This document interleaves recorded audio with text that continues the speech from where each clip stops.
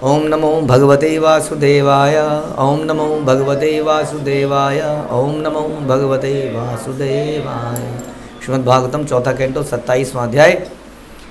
Attack by Chandavega on the city of Puranjana. अभी attack हुआ नहीं है, अटैक की भूमिका बन रही है, कैसे अटैक होगा। तो अभी तो रूठना मनाना चल रहा था, उसके बाद क्या हुआ था हमने सुना कि किस प्रकार से उनका पूरा जीवन इसी में बीत गया, इसी आनंद में बीत गया। हाँ, and they lived happily there after. Picture में एक विलन आया और उसने एकदम से कुछ ट्विस्ट कर दिया कहानी में, लेकिन हीरो आया, एक हीरो ने सॉल विलेन के साथ किसी तरह से सुपरमैन की तरह झगड़ा किया, फाइट करी, किसी ने गोली मारी तो वो ऐसे टेढ़ा हो गया और गोली इधर से निकल गई, समथिंग हैपन, और उसके बाद विलेन समाप्त। और उसके बाद क्या हुआ, और उसके बाद they lived happily there after. उसके बाद वो हमेशा अच्छे तरीके से रहे। लेकिन ऐसा होता नहीं है। अगर हमारे जीवन में कोई भी संकट ना आए, आदि दैविक आदि भौतिक, हाँ, तो भी कुछ ऐसी समस्याएं हैं जो आती हैं। We discuss about the 4 problems we nobody can avoid. What are the 4 problems? जन्म मृत्यु जरा व्याधि। कुछ नहीं करोगे तो ये बिन बुलाए आएगी बीमारी। कुछ भी कर लो, हाँ, क्या कह रहे हैं लोग आजकल, अश्वगंधा, च्यवनप्राश, सोना चांदी च्यवनप्राश, या जो भी खा लो, हाँ, ये बीमारी आएगी आएगी। समझ में लीजिए इस बात को, ये ओल्ड एज आएगी आएगी। कुछ नहीं करोगे तो बैठे बैठे भी दुख आएगा जीवन में। ठीक है, तो आगे देखते हैं। शयान उन्नद मदो, श्लोक संख्या 4। शयान उन्नद मदो महामाना महार तल्पे महिषु भुजो पधि तामेव वीरो मनुते परम यत् स्तमो अभिभूतो न निजम परम चयत। तो इस प्रकार अत्यधिक मोहग्रस्त होने से मनस्वी होते हुए भी राजा पुरंजन अपनी पत्नी की भुजाओं के तकिए पर अपना सर सदैव रखे रहे, सोते रहे, आराम करते रहे, आराम की जिंदगी बिताई उन्होंने। वह उस रमणी को ही अपने जीवन का परम फल मानने लगा। यही है जीवन का सबसे बड़े फल। क्या मिला मुझे?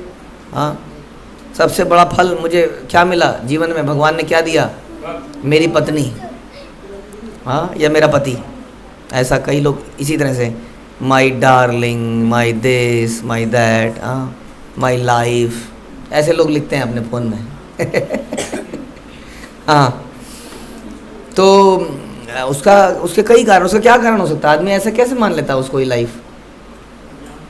क्योंकि उसने ज्ञान नहीं है भाई, क्योंकि उसने उससे ऊपर कुछ देखा ही नहीं जीवन में, और उसको इसी में आनंद आ रहा है इस वक्त वो उसका आनंद का सोर्स है। और जिस दिन आनंद का सोर्स नहीं रहेगा तो वो भी नहीं रहेगा। हाँ, माई हबी, माई डार्लिंग, माई ये, माई वो, कुछ बदल जाएगा, राइट, कुछ और हो जाएगा, फिर बड़ी इरिटेशन होगी दिमाग में। जैसे जनरली जब बच्चे पैदा हो जाते हैं तो सारा फोकस माँ का, बेटे का, पिताजी का, खासतौर पर माँ का बच्चे में चला जाता है। हाँ, तो जैसे दूसरा बच्चा पैदा होता है तो पहले बच्चे को एनवी हो जाती है, दूसरा आ गया मेरे जीवन में। सच में आपको बता रहे हैं, वो चूटी मारता है, कई केसेस में खतरनाक भी हो सकता है, मारने का प्रयास करते हैं बच्चे। हाँ, तो ऐसी पति को भी जेलसी होती है बच्चे के आने से, क्योंकि जो उसका ध्यान रखती थी वो क्या है, अब वो बच्चे भी रख रही है। अब वो पूछ रहे हैं मेरे लिए तुमने ये नहीं बनाया, अरे मेरे को टाइम नहीं मिला। हाँ, उसको फ्रस्ट्रेशन होने लगती है, उससे भी एनवी होने लगती है। कॉम्पिटिटर आ गया ना एक और, अब समझ में आया? तो वो हमारी रमणी, हमारी ये तब तक है जब तक वो हमें संतुष्ट कर रही है। जब कुछ बीच में कोई और आ गया तीसरा, वो तीसरा चाहे अपना बच्चा ही क्यों ना हो तो भी दिक्कत होने लगती है। तो इस प्रकार से उसने कहा यही मेरे जीवन का परम फल है। हाँ, अज्ञान से आवृत होने के कारण वो ऐसा सोचता रहा, इसमें लिखा है, और उसे आत्म साक्षात्कार का, स्वयं का अथवा श्री भगवान का कोई ज्ञान ही नहीं रहा। हाँ, हमारा सबसे बड़े मित्र जो हर हालत में हमारे साथ, कोई ऐसा व्यक्ति नहीं है संसार में। देखिए, आपके पुराने ज़माने के पति हैं आज की डेट में आपको बचाने के लिए? बताइए, है पिछले जन्म के पति, पिछले जन्म की माँ, पिताजी, कोई है? तो कौन है पिछले जन्म का? भगवान अभी भी आपके साथ है, अभी भी, और हमेशा रहेंगे। तो फिर कौन हुआ सच्चा मित्र बताइए? लेकिन उसके बारे में तो कुछ सोच ही नहीं रहा है। नहीं, हम भाई अभी टेम्परेरली जो अभी हमारे को आसपास दिख रहे हैं, हमें लग रहा है यही है, बस यही हमारे मित्र संबंधी, यही हमारे सब कुछ है। तो वैसे ही पुरंजन था, उसने सोचा मेरी पत्नी सब कुछ है, पत्नी ने सोचा मेरा पति ही सब कुछ है। और ज़िंदगी में कई बार पति या पत्नी चली जाती है कि नहीं हमें छोड़ के, तो फिर क्या होगा उसके बाद, कौन साथ देगा हमारा, राइट। तो इन एनी कंडीशन वो भगवान ही है जो हमारे साथ हमेशा बने रहते हैं, सुहृदम सर्वदेही नाम। तो उसे आत्म साक्षात्कार का ज्ञान नहीं था, किसको नहीं था, पुरंजन को, इसलिए उसे भगवान का ज्ञान नहीं था। और इसी प्रकार से वो जीवन को यही मानता रहा और यही करता रहा, और इस तरह संसार के बहुत सारे लोग इसी प्रकार से जी रहे हैं। यहाँ बता रहे हैं कि भागवत में कहा गया है कि यदि वह महात्माओं या भक्तों की संगति करेगा तब उसके मुक्ति का द्वार खुलेगा। देन ही विल रियलाइज कि नहीं, लाइफ का कुछ और भी पर्पस है, हाँ कुछ और भी करा जा सकता है। उसको पता ही नहीं था आज तक। क्यों? क्योंकि जहाँ भी आप संसार में देख रहे हैं वो यही तो कर रहा है, नहीं कर रहा है क्या?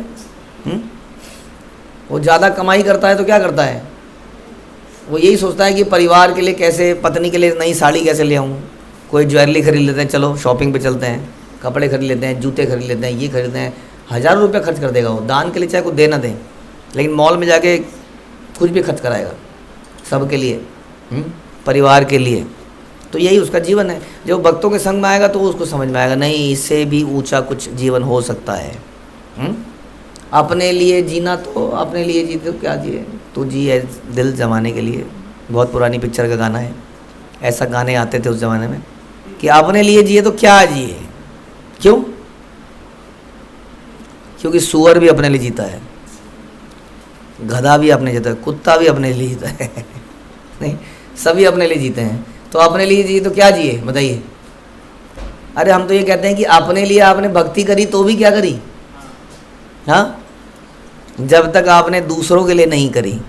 जैसे कि प्रभुपाद ने हमें कहा कि भारत भूमि ते अहिले मनुष्य जन्म, यार वेरी गुड कि आप यहाँ पे आए, जन्म सार्थक करी, वेरी गुड, बट करो परोपकार।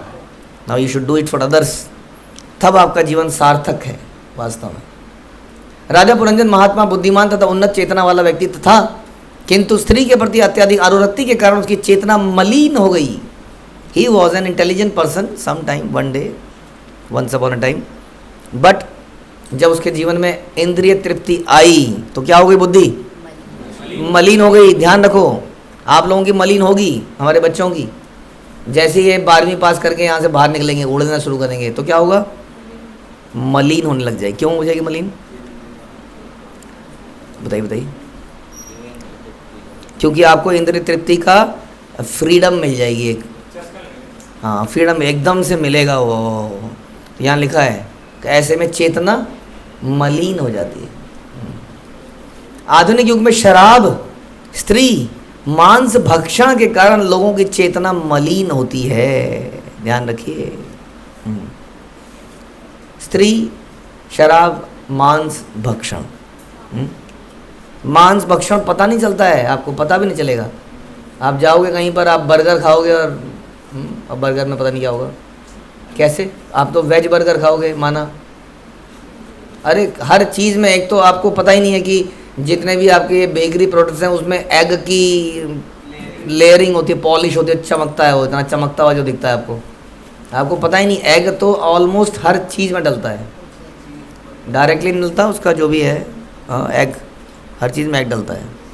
और इस प्रकार न जाने कितनी चीज़, आप बोलोगे चीज़ बर्गर, तो मैंने अपनी आंखों से देखा है यूएस में कि चीज़ बर्गर के नाम पर वहाँ बीफ बर्गर आता है और वेजिटेबल। एक बार बहुत पहली बात है, मैंने वहाँ बोला कि मेरे को कुछ वो ले आओ, सैलेड्स दे दो।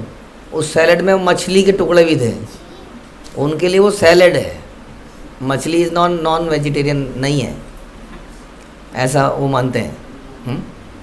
तो मांस भक्षण तो बड़ा, आप बच ही नहीं सकते उससे अगर आप बाहर कुछ खा रहे हो।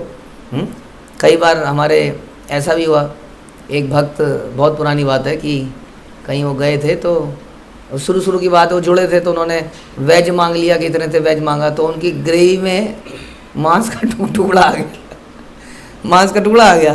क्यों? क्योंकि अंदर जो है तहखाने में, जहाँ हम जाते नहीं हैं, एक ही ग्रेवी के अंदर, हाँ उसी ग्रेवी को राजमा में डाल देते हैं, उसी ग्रेवी को उसमें डाल देते हैं, और वही ग्रेवी कॉमन ग्रेवी होती है। कई बार करचियाँ भी अंदर कॉमन होती हैं, हाउ डू यू नो। हाँ उसी करची से कोई टुकड़ा आया और इधर गिर गया, और आप खा रहे हो मैंने वेज खाया, मैंने वेज खाया। Very difficult to avoid this सिन आज की डेट में। हाँ, बड़ा मुश्किल है। यहाँ तक कि आइसक्रीम्स के अंदर, कैप्सूल दवाइयों के अंदर, हाँ मतलब नहीं किस चीज़ में नहीं, कॉस्मेटिक्स के अंदर, हाँ कैसे बचे इससे, टूथपेस्ट, हर चीज़ के अंदर। हाँ, यहाँ देखिए कुछ दिन पहले कंट्रोवर्सी हुई लड्डू के अंदर। हाँ, लड्डू के अंदर, बताइए, मंदिर से मिले लड्डू के अंदर, फिर क्योंकि घी है, और घी क्या है, हाँ घी चर्बी से बना रहे हैं, दानेदार दानेदार। बड़े बड़े आप जाओगे किसी एरिया में, इंडिया में, दिल्ली में भी ऐसे एरियाज़ हैं जहाँ भैंसें जब कटती हैं तो इतना बड़ा पेट और इतना सब फेंक दिया जाता है नाले के किनारे। हमने देखा अपनी आंखों से। हाँ, चर्बी निकलती है, चर्बी। उस चर्बी को निकाल के घी बनाया जाता है। फिर वो घी ले लीजिए आप, 100 रुपये किलो, 200 रुपये किलो, 300 रुपये किलो, 400 रुपये किलो, आराम से, किफ़ायती, बढ़िया, दानेदार। तो meat eating is avoiding again बड़ा मुश्किल हो चुका है, अनलेस कि आप बिल्कुल सतोगुणी में जीना चाहो भक्तों की तरह, और हर चीज़ को अपने आप ही बनाने की कोशिश करो। जब तक नहीं करोगे तब तक कैसे बचेंगे उस चीज़ से, बताइए। और ना चाहते हुए भगवान के आगे भी मांस की कोई चीज़ रख देंगे भोग लगाने के लिए। हाँ, और शराब और स्त्री, बहुत समस्या हो चुकी है। तो अतः लोग आत्म साक्षात्कार की दिशा में तनिक भी प्रगति नहीं कर पाते हैं, क्योंकि चेतना में वो विचार ही नहीं पैदा होते हैं। इसलिए प्रभुपाद कहते हैं जब शुद्ध खाओगे तो ऐसे तंतु बनेंगे दिमाग के, जो स्पिरिचुअल नॉलेज जो कि बड़ी डीप है वो समझ में आएगी, वरना समझ में नहीं आएगी। है कि नहीं, सही बात। सुनते रहोगे यहाँ बैठ के, कुछ होगा थोड़ी यहाँ परिवर्तन। हाँ, ये इसके लिए बुद्धि चाहिए, इसको समझने के लिए। हाँ, अनऑर्थोडॉक्स कहते हैं ना, दकियानुसी विचार नहीं चाहिए यहाँ। ऐसे ही होता था, ऐसे होता है, ऐसे तो करना है, ऐसी पढ़ाई करनी है, शादी करनी है, बच्चे कैसा करना है, मर जाना है, सभी ऐसे करते हैं, तो क्या हो गया अगर जीवन में दुख आ गए तो ये ऐसी बुद्धि नहीं चलेगी। इसमें कुछ क्रांतिकारी विचार चाहिए। नहीं, हमें नहीं चाहिए ये सब, हम कुछ और करेंगे, हम नहीं मरेंगे ऐसे। हाँ, तो इसलिए दिमाग चाहिए। और दिमाग कैसे डेवलप होता है, शुद्ध आहार से, सात्विक आहार से, ऐसी बुद्धि डेवलप होती है। तो इसलिए बता रहे हैं कि तनिक भी प्रगति नहीं कर पाते। आत्म साक्षात्कार की पहली सीढ़ी है अपने आप को शरीर से भिन्न मानना। पहली सीढ़ी है तो कि I am not this body. हाँ, दूसरी सीढ़ी है प्रत्येक आत्मा अर्थात प्रत्येक जीव को परमात्मा का अंश मानना, जो कि भगवान बोलते हैं ममे वांशो जीव लोके जीवूता सनातना। ये दूसरी सीढ़ी है कि हम भगवान के अंश हैं। अब जब अंश हैं तो तीसरी सीढ़ी पे क्या करेंगे हम, तो भगवान की सेवा करेंगे। ऐसा भौतिक आध्यात्मिक जीवन है। सभी जीवात्माएं परमेश्वर के अंश हैं, वास्तव में बता रहे हैं। उन्हें इसका पता ही नहीं है इस बात का। इसके लिए आत्म साक्षात्कार की नॉलेज लेनी पड़ती है, ज्ञान लेना पड़ता है गुरु से। जब मनुष्य स्त्री तथा धन के विषय में सोचता है तो वह अपनी पत्नी की भुजाओं में लेट जाता है और अत्यधिक विषय वासना में फंसकर आत्म साक्षात्कार के अयोग्य बन जाता है। अब उसको बोलो, हाँ न्यू ईयर पार्टी है, नाइट में गया हुआ है, किसी होटल में गया हुआ है, हाँ पता नहीं पत्नी के साथ या किसी गर्लफ्रेंड के साथ, आप नॉक कर रहे हो, नॉक रात को 11 बजे, 9 बजे, 10 बजे, वटेवर। भाई साहब, वो भगवत गीता की क्लासेस चल रही हैं नीचे होटल में, आएंगे अब? हाँ क्या करेगा, जूता मारेगा आपको एक। वो सोच ही नहीं सकता इस बात को, क्योंकि वो इतना विषय में घुस चुका है। हाँ, और हम लोग गए थे, मुझे आज भी याद है, एक बार शुरू में जब भक्ति में आए थे, मैं मायापुर में गया था 31 दिसंबर को। मैं बता नहीं सकता क्या माहौल था वहाँ पे। और बाहर पार्क में लाइटिंग जल रही है, आग जल रही है, जगह जगह पर बॉनफायर, और वहाँ पे हिज होलीनेस लोकनाथ महाराज हैं हरे कृष्णा, और रात को चल रहा है, सब झूम रहे हैं। वो भी तो रात को ही चल रहा है, लेकिन माहौल देखिए ज़रा, वो अलग ही दुनिया है एक। हाँ, जो आत्म साक्षात्कार के साथ है, विद सेंसेस है, उसमें सेंसेस को बेहोश नहीं करना पड़ता है, शराब नहीं पीनी पड़ती है, शराब, नशा, स्त्री, इससे दिमाग को पागल नहीं करना पड़ता है। इसी सेंसेस में आपको आनंद आता है। नहीं, वो रियल नहीं है, रियल आनंद नहीं है, रियल आनंद।